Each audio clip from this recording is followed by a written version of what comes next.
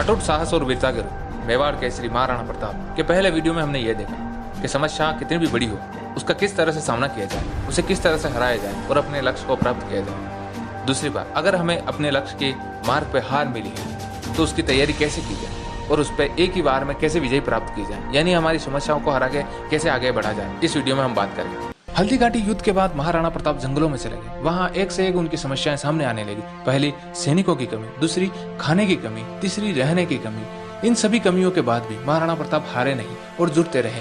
वो कहते हैं ना, सच्चा हो दिल तो सो मुश्किल हो, चुकता नसीबा पाँव में। इन सारी कमियों के बावजूद भी महाराणा प्रताप ने अपनी सेना संगठित करनी शुरू कर दी। बामाशाह जैसे व्यक्ति ने अपना धन दान करके उन्हें रसद और सामग्री दी। अब सबसे बड़ी समस्या महाराणा प्रताप के सामने एक और थी कि महाराणा प्रताप के पास हथियार के रूप में तीर भाले ही थे, जबकि मुगल सेना में गोला बारूद और बंदूकें थी। इसका सामना महाराणा प्रताप कैसे करे?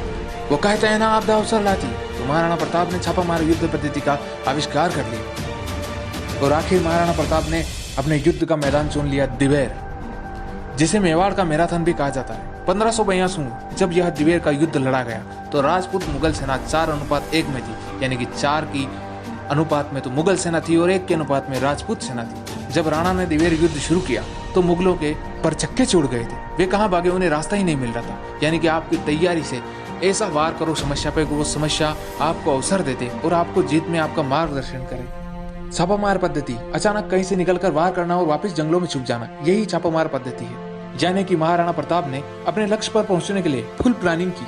उसके परिणाम का विश्लेषण करने के बाद कार्य करना शुरू किया और निश्चित ही विजय मिली। युद्ध इतना भयंकर था कि महाराणा प्रताप ने अकबर के चाचा सलेमा पर तलवार से वार किया। एक वार में ही घोड़े समेत उसे काट डाला। पूरी ताकत से अपनी समस्या पर वार करें और एक ही बार में अपनी सफलता को प्राप्त करें, यही हमें यहाँ शिक्षा मिलती है। और यही महाराणा प्रताप के पुत्र अमर सिंह, उन्होंने एक मुगल पर भाला मारा तो भाला मुगल को चिरते हुए, घोड़े को चिरते हुए 2.5 फुट जमीन में घुस गया।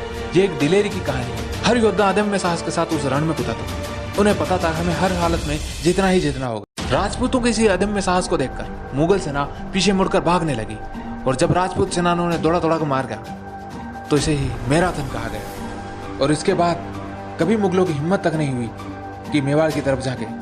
अगर आप एक बार सफल हो गए तो लोगों की भी हिम्मत नहीं होगी आपके ऊपर सवाल उठाने की कि तूने क्या किया था अपनी लाइफ में। दिवेर की युद्ध से हमें यह शिक्षा मिलती है, जब हमें अपने लक्ष्य पर कार्य करते हैं वह हमें असफलता मिलती है तो दुगने प्रयास के साथ अच्छी तैयारी से पुनः उस कार्य को करें और सफलता पाएं।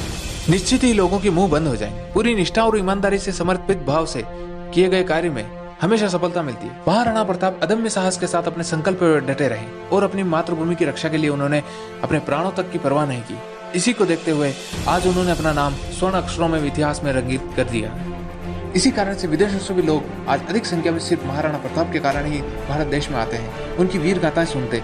तो आप भी अपने इस लक्ष्य का एक संकल्प लें और उस संकल्प पे जब तक कार्य करते रहें जब तक आपको सफलता न मिल जाती। धन्यवाद। वीडियो पसंद आया हो तो वीडियो को लाइक, शेयर एंड सब्सक्राइब करें, साथ ही साथ कमेंट भी करें। धन्यवाद।